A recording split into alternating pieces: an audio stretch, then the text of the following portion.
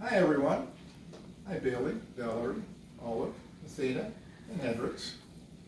Today we're going to take a look at temperature and the effect that temperature has on air pressure. Now first have a look at temperature.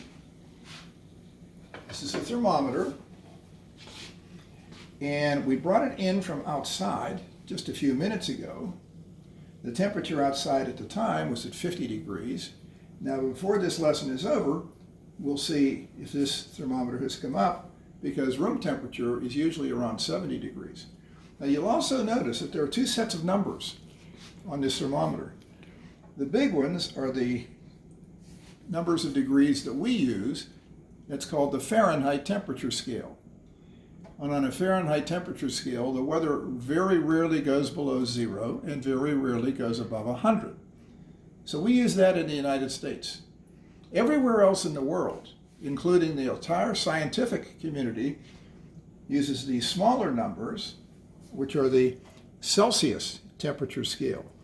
On a Celsius temperature scale, water freezes at 0 degrees, which is 32 degrees Fahrenheit, and it would boil at 100 degrees Celsius, which is way, way out of here. This only goes to 120, and water boils at 212 degrees Fahrenheit, but only 100 degrees Celsius.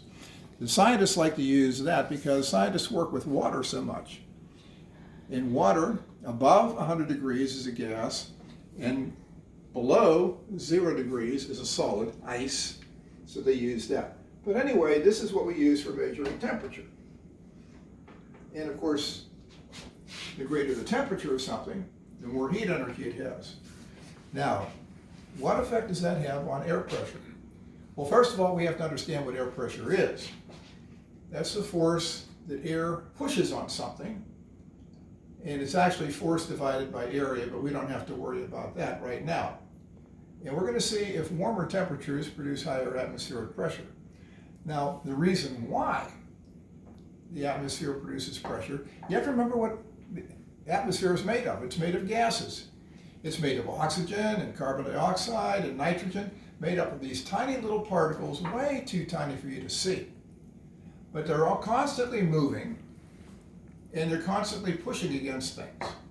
Now, the reason the air in our atmosphere doesn't go off into space is because the Earth's gravity.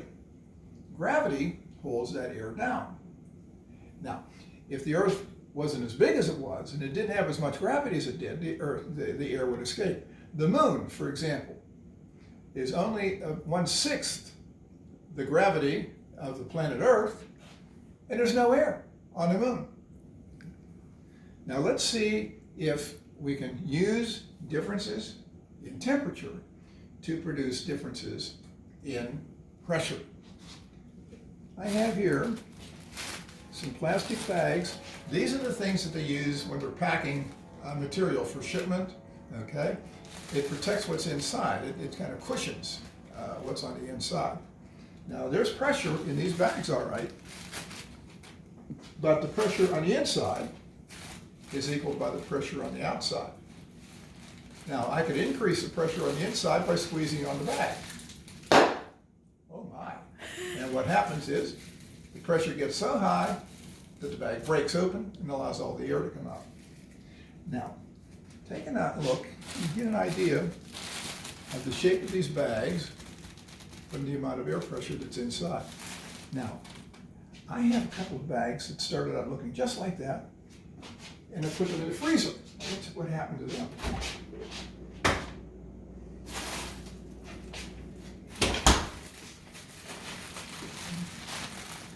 You see what's happened? Compare this with this, not quite as firm. Compare this and that. This is definitely less firm than this. So what we're going to do now, and these, same thing. You see? The bags that have been at room temperature at a higher pressure than ones that have not been at room temperature. So what we're going to do is take this bag and put it in this hot water. Now this frying pan, okay, of course it's very hot, Now, the reason I have water in there is because if it wasn't for water controlling the temperature, this plastic would melt and stick to the inside of the frying pan, and then we couldn't use the frying pan anymore. But look what's happening to the shape of the bag. You see how much firmer the air on the inside got? Now let's try with this one.